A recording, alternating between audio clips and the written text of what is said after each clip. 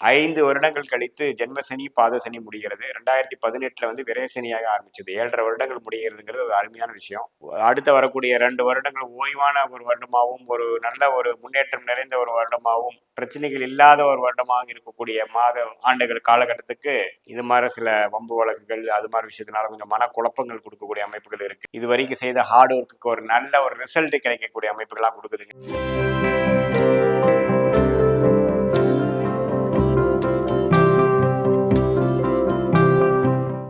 வணக்கம், நான் உங்கள் அன்பான சயின்டிபிக் வேதிக் அஸ்ட்ராலஜர் அஸ்ட்ரோரஞ்சி பேசுகிறேன். நல்லது நினைப்போம், நல்லதே நடக்கும். தொடர்ந்து நம்மளோட வீடியோஸ்லாம் பார்த்துட்டு இருப்பீங்க நம்புறேன். அறிவியல் சார்ந்த ஜோதிட கருத்துக்கள் எந்த விதத்திலையும் மிகைப்படுத்தாமல் உள்ளது உள்ளவாறு பார்த்து கொண்டிருக்கிறோம். சயின்டிபிக் வேதிக் அஸ்ட்ராலஜி முறையில் எப்படி ஒளி தத்துவம் வந்து நம்ம வாழ்க்கையில் வந்து சாதகமான சம்பவங்களாகவும் சாதகமற்ற சம்பவங்களாகவும் கொடுக்குதுன்னு பார்த்துட்டு இருக்கோம். அந்த அடிப்படையில் பார்த்தீங்கன்னா இந்த வீடியோவில் நம்ம வந்து மார்ச் 2025 மகர ராசிக்காரர்களுக்கு எத்தகைய ஒரு பலாபலன்கள் நிறைந்த ஒரு மாதமாக வரப்போகிறது இருக்க போகிறதுன்னு பார்க்க போகிறோம். அதற்கு முன்னாடி ஃபர்ஸ்ட் டைம் வரவங்க மறக்காமல் சப்ஸ்கிரைப் பண்ணுங்கள். உங்களுக்கு பிடிச்ச வீடியோ ஷேர் பண்ணுங்கள் ஃப்ரெண்ட்ஸ் அண்ட் ரிலேட்டிவ்ஸ்க்கு. இப்போ பார்த்தீங்கன்னா ஆண்டு கிரகம் என்று சொல்லப்படுகிற சனி, குரு, ராகு, கேது மார்ச் மாதம் ஏதோ பயிற்சி பெறுகிறார்களா என்று பார்க்கும் பொழுது சனி மட்டும் பார்த்தீங்கன்னா மார்ச் 29 2025 2ஆம் இடத்துல இருந்து, அதாவது பாத சனியாக 7 நாட் சனியோட இறுதி பகுதியில் இருக்கக்கூடிய சனி முழுதாக 7 நாட் சனி முடிகிறது மகர ராசிக்காரர்களுக்கு இந்த மாத இறுதியிலிருந்து. ஸோ அது அருமையான விஷயம். ஏன்னா 2020 ஆரம்பிச்ச அந்த ஜென்மசனி 5 வருடங்கள் கழித்து ஜென்மசனி பாதசனி முடிகிறது. 2018 வந்து விரயசனியாக ஆரம்பிச்சது. 7.5 வருடங்கள் முடிகிறதுங்கிறது ஒரு அருமையான விஷயம். குரு வந்து ராசியை பார்க்கிறார், 5ஆம் இடத்துல இருந்து பார்த்து கொண்டிருக்கிறார். அது எந்த மாற்றம் இல்லை, அதுவும் நல்ல விஷயம். இப்போ புதன் சுக்கிரன் எப்படி இருக்கிறான்னு பார்த்தீங்கன்னா 3ஆம் இடத்திலேயே ராஜயோகாதிபதி சுக்கிரனே உச்சம் பெறுகிறார்.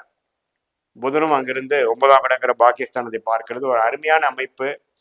ராகு திசை வந்து நடக்கிறவங்களுக்கு அருமையா இருக்கும். ஏன்னா ராகுவே சுக்கிரனுங்கிற ராஜயோகாதிபதியை வந்து பிடித்திருக்கிறார். ஸோ ராகு திசை நடக்கிறவங்களுக்கு இப்போ கோச்சாரத்துல நல்ல சப்போர்ட் கிடைக்குது. அதே சமயத்துல சூரியன் பார்த்தீங்கன்னா முதல் 15 நாட்கள் 8ஆம் வீட்டுக்கு கனெக்ட் ஆகி கொஞ்சம் கவர்மெண்ட் மூலமாக வரக்கூடிய அமைப்புகள், தந்தையார் மூலமாக வரக்கூடிய இன்ஹெரிட்டன்ஸு, அன்ஏர்ன்ட் இன்கம், திடீர் பண வரவு, இந்த ஒரு கவர்மெண்ட் விஷயத்தில் ஒரு சாதகமான ஒரு அமைப்பு அதெல்லாம் வந்து கிடைக்கக்கூடிய அமைப்பு முதல் ஆஃப் இருக்குங்க. செகண்ட் ஆஃப் பார்த்தீங்கன்னா 3ஆம் இடத்துக்கே அவரும் மாதிரி ராகு சுக்கிரன் புதனோட சேருகிறார். அது ஒரு வேற மாதிரி ஒரு மாற்றத்தை கொடுக்குது. ஸோ பொதுவாக பார்க்கும் பொழுது ராஜயோகாதிபதி உச்சம் பெற்று 3ஆம் இடத்துல ராகுவோட சம்மந்தப்பட்டு இன்னொரு ராஜயோகாதிபதி ஆகிய புதனும் வந்து 3ஆம் இடத்துல இருந்து 9ஆம் இடத்துக்கு பாகிஸ்தானத்துக்கு பார்க்கும் பொழுது, அதே சமயத்தில் 7 நாட் சனி முடிக்கக்கூடிய அமைப்பு வரும் பொழுது ஒரு அருமையான ஒரு மாதமாக, அடுத்த வரக்கூடிய 2 வருடங்கள் ஓய்வான ஒரு வருடமாகவும், ஒரு நல்ல ஒரு முன்னேற்றம் நிறைந்த ஒரு வருடமாகவும், பிரச்சனைகள் இல்லாத ஒரு வருடமாக இருக்கக்கூடிய ஆண்டுகள் காலகட்டத்துக்கு ஒரு ஃபவுண்டேஷன் அடிப்படை கொடுக்கக்கூடிய ஒரு மாதமாக 2025 மார்ச் மாதம் மகர ராசிக்காரர்களுக்கு ஒரு நல்ல மாற்றத்தை கொடுக்க போகுதுங்கிறத நம்ம பார்க்கலாம். அதே சமயத்தில் செவ்வாய் 7ஆம் இடத்திலேயே நீடித்திருக்கிறார். ஸோ அந்த செவ்வாய் வந்து 7ஆம் இடத்திலேயே நீடித்திருக்கிறது பார்த்தீங்கன்னா 6ஆம் இடத்துல நீடித்திருக்கிறது வந்து பார்த்தீங்கன்னா கொஞ்சம் உடம்பு சம்மந்தப்பட்ட விஷயத்துல எல்லாம் கொஞ்சம் கேர்ஃபுல்லாக இருக்கணும். அது ஒன்று தான் வந்து கொஞ்சம் மகர ராசிக்காரங்க பார்க்கணும். வம்பு வழக்குகள், உடம்பு சம்மந்தப்பட்ட விஷயங்கள், குடுக்கல் வாங்கல், கடன் விஷயங்கள், அது எல்லாத்துலேயும் கொஞ்சம் கேர்ஃபுல்லாக இருக்கக்கூடிய அமைப்புகள் இருக்குது.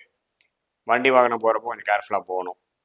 ஸோ இதுதான் பார்த்தீங்கன்னா பொதுவான ஒரு அமைப்பு மகர ராசிக்காரர்களுக்கு 2025 மார்ச் மாதம். செவ்வாய் 6ஆம் இடத்துல இருக்கிறது ஒரு தவறான ஒரு அமைப்பாக இருக்குது.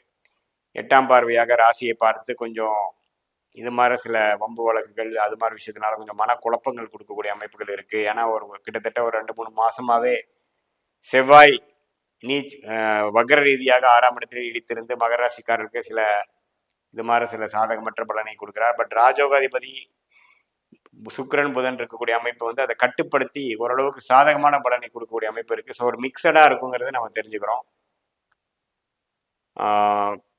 ராகு கேது பார்த்தீங்கன்னா சுக்கிரனோட சம்மந்தப்பட்டு புதனோட சம்மந்தப்பட்டு குருவின் பார்வையும் பெறுவதனால ராகு கேது தசைகள் நடக்கிறவர்களுக்கு ஓரளவுக்கு நல்ல சப்போர்ட் கொடுக்கக்கூடிய ஒரு மாதமாக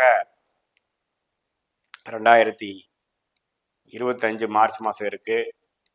ஸோ கூட்டி கழித்து பார்க்கும்பொழுது 7 நாட் சனி முடியக்கூடிய ஒரு காலம் பார்த்தீங்கன்னா, வியாபாரிகள், தொழில் அமைப்பில் இருக்கிறவங்களுக்கு, உத்தியோகத்தில் இருக்கிறவங்களுக்குலாம் ஒரு நல்ல மேன்மை, ஒரு பிரச்சனை இல்லாத ஒரு சூழ்நிலை கொடுக்கக்கூடிய அமைப்பு, இது வரைக்கும் செய்த ஹார்ட் ஒர்க்குக்கு ஒரு நல்ல ஒரு ரிசல்ட் கிடைக்கக்கூடிய அமைப்புகளாக கொடுக்குதுங்க. அதே சமயத்தில் மாணவர்களுக்கும் பார்த்தீங்கன்னா, புதன்கோட சஞ்சாரம் நல்லா இருக்கிறனால கொஞ்சம் ஓரளவுக்கு கான்ஃபிடன்ஸ் பெற்று, கொஞ்சம் மெமரி பவர் இம்ப்ரூவ் பண்ணி, கொஞ்சம் ஃபோக்கஸ் இம்ப்ரூவ் ஆகி, கொஞ்சம் எக்ஸாம்ஸ்லாம் கொஞ்சம் நல்லா பெர்ஃபார்ம் பண்ணக்கூடிய அமைப்புகள் இருக்குது.